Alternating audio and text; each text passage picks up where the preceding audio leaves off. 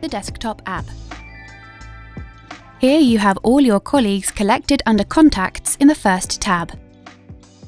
We use profiles to show if you're available or not, and for how long. Here you can see that Ethan has left for the day and that Alex is available, indicated by the green dot next to his picture. If someone were to be red, it means that they're busy in a call, just like Emma here. You can sync your contacts, calendar, and working hours from your Google or Microsoft account with your profile. You'll turn unavailable when in a scheduled meeting or outside working hours. You could also manually set another profile from the list or create your own and choose for how long it will be active. The availability profiles are also used by our system to decide if you're able to accept calls either external, for example from customers waiting in a queue, or internal, from your colleagues. Under the Messages tab, a big part of your internal communication is collected. From here you can send and receive chat messages, either as a direct or a group message. There's also a function called Public Rooms that allows us to create niche rooms for internal smooth communication. You could, for example, collect all Marvel enthusiasts in one room. In every chat room there's a video meeting room. You can either connect to the room with your device through Join Meeting or through a shared PIN or QR code. Let's dig into PBX services. I can set up rules that automatically sign me into a queue when my profile's set to available. So what does that mean? Under queuing systems, you can see that I'm available. A queuing system distributes incoming calls based on a preset logic, named Call Strategy, to a number of members who participate in each queue. If I go to a meeting that sets my profiles as unavailable, I will automatically get signed out. I can manually log myself into this queue as well.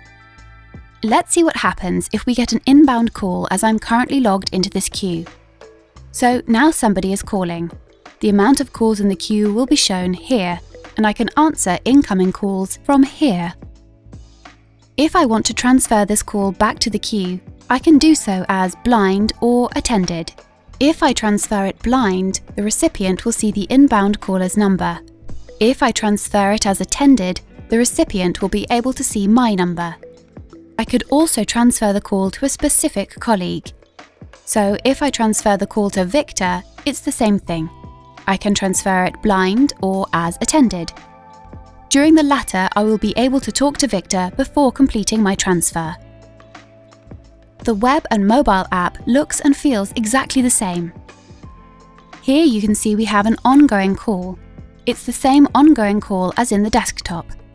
And you can transfer the call to your colleagues blind or as attended from the mobile app as well. I can also transfer it back under the PBX tab, back to the queue. I'm going to transfer blind this time. Now the call got transferred.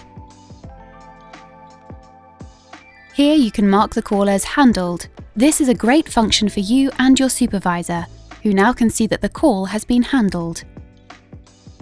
In this view, you get insightful statistics and you can see who answered the call, how long they talked for, and how long the customer had to wait.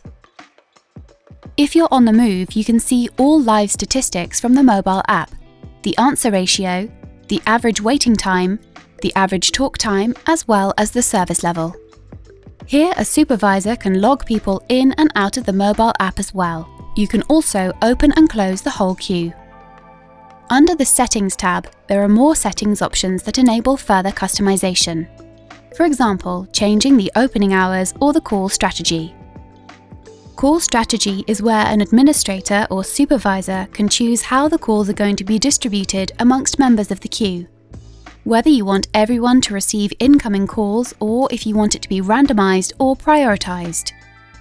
The sound management of your queues are easily handled here as well. Update your welcome message or waiting music at any time with a few clicks. There's more customization possibilities under the Settings tab. For example, you can choose calling method and ringtone under Telephony and Audio, or which number to show when placing outbound calls under Caller ID. You can choose a hidden number, your support number, or your sales number. In this case, when I'm calling as available, I will always show the support number. Under incoming calls, you can easily set up what you want to happen in different scenarios of inbound calls, even down to detail, thanks to the different profile settings. Under the History tab, you have all your calls documented under the categories of All, Missed, and Voicemail. Here you can listen to the recorded voicemails directly in the app, and you can also choose to get the voicemails transcribed and emailed to you by a bot, which is correct most of the time, and when he's struggling to hear the words, we promise you a good laugh. Another powerful function is that you can choose to record the calls. This can be very helpful if you need to document agreements with customers over the phone. That's it from me. If you liked what you saw, contact us today.